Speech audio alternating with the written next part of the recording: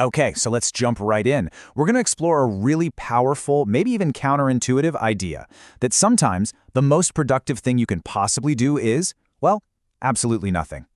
So let me ask you this. You ever have one of those days? You know the ones. You're running at 100 miles an hour, bouncing between emails, meetings, tasks. You're constantly doing. But then, at the end of the day, you look at your to-do list and that big, important, creative thing you were supposed to do, it's still just sitting there.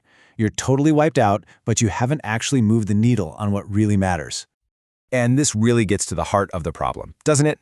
We've basically got two modes of operating. On the left, there's always-on mode. That's our rushing stick figure, just running on a hamster wheel of tasks, always busy.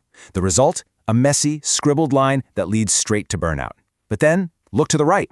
That's still mode. It looks like doing nothing, right? But that calm figure is on a clear, focused path forward. This is where the magic really happens.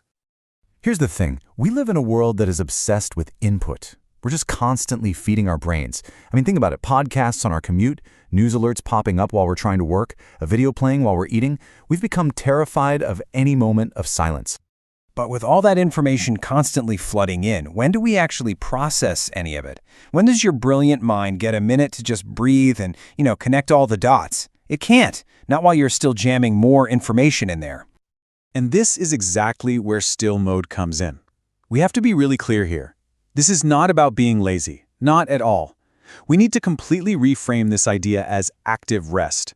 It's an absolutely essential and frankly super powerful state your brain needs to be in to do its best work.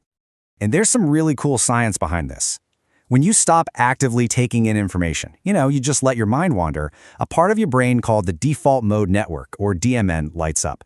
You can basically think of it as your brain's internal creativity and problem-solving engine. I absolutely love this quote. It's just perfect, right?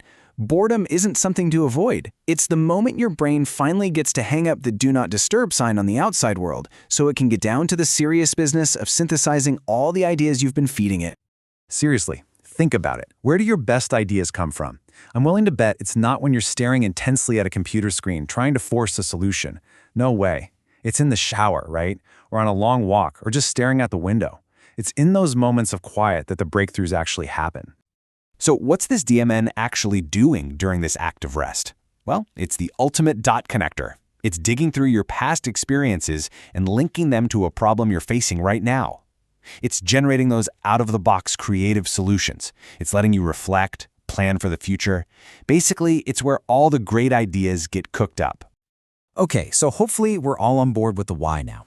The big question is, how? How do we actually do this? Well, it's simpler than you think. Let's walk through two super practical steps to intentionally flip the switch into still mode. And the first step, it all starts with this number, 10. That's it, just 10 minutes. We schedule meetings, we schedule workouts, so why on earth wouldn't we schedule time for our brain to actually process everything? So here's step one. Actually schedule 10 minutes of no input time on your calendar. Treat it like any other appointment. The rules are super simple. No screens, no music or podcasts, no books. Your only job for those 10 minutes is to just let your mind go wherever it wants to go. All right, technique number 2. This one is your secret weapon for when you're stuck on a problem, like right in the middle of your workday, and it only takes 5 minutes.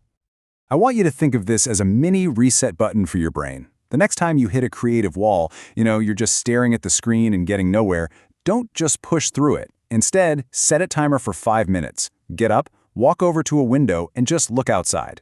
That simple physical act helps break your brain out of its mental tunnel vision, nudging it back into that creative, high-level default mode network.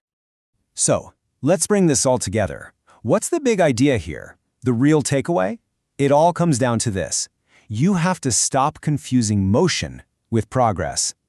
Remember that frantic, rushing stick figure? The key is to consciously choose the other path. And if you remember just one thing from all this, let it be this quote. Stillness isn't wasting time, it's charging focus. It's so true. Real, meaningful productivity, that deep focus state, can only be recharged by intentional rest. Stillness isn't the opposite of work, it's the essential partner to it. Look, you don't have to completely overhaul your life overnight. Just start small. Here's your simple next step. Sometime tomorrow, just open your calendar and block out 10 minutes of no input time. That's it.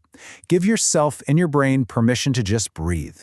I think you'll be genuinely surprised at what bubbles up to the surface when you finally give yourself some quiet. The only question left is, what incredible idea is just waiting for you to find it?